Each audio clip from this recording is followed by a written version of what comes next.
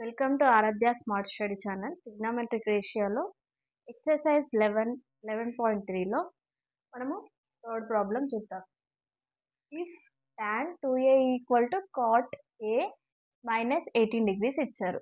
Wear 2a equal to acute angle. Acute angle అంటే ఏంటిది? Less than 90 degrees. Find the value of a. మనము ఈ a వాల్యూని find out చేయాలి. ఇప్పుడు ఇక్కడ tan cot ఉంది, రెండు డిఫరెన్స్ ఉన్నాయి. సో మనము tan ని cot లోకి మార్చుకుందాం.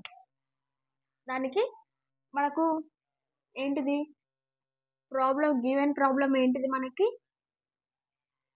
tan 2a equal to cot a minus 18 degrees ఇచ్చారు. ఇప్పుడు tan ని మనం ఎలా రాసుకోవచ్చు? tan θ equal to cot 90 minus θ. ఇక్కడ θ వాల్యూ ఎంత అనుకున్నాం? 2a. tan ఏమవుతుంది? tan 2a ని ఎలా రాసుకోవచ్చు మనము? cot 90 మైనస్ 2a లాగా రాసుకోవచ్చు. ఇప్పుడు ఈ tan 2a ని దీంట్లో సబ్స్టిట్యూట్ చేయండి. tan ఏమవుతుంది మనకు అక్కడ?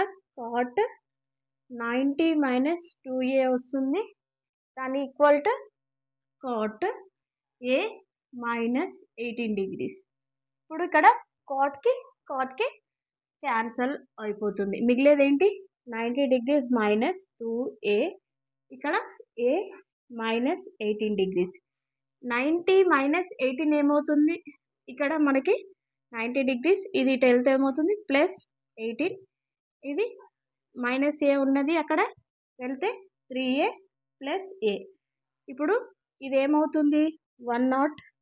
90 ప్లస్ 18 డిగ్రీస్ ఏమవుతుంది? 180 డిగ్రీస్ అవుతుంది. ఇప్పుడు 3a ఉన్నది ఏమవుతుంది? 2a ప్లస్ ఏమవుతుంది? 3a అవుతుంది. ఇప్పుడు దీన్ని బట్టి మనకి ఏమవుతుంది? a equal to 108 degrees by 3. 3 1 జా 3 3 జా 3 3 జా ఎంత? 9. 1 మిగులుతుంది 18. 3 6 జా 18.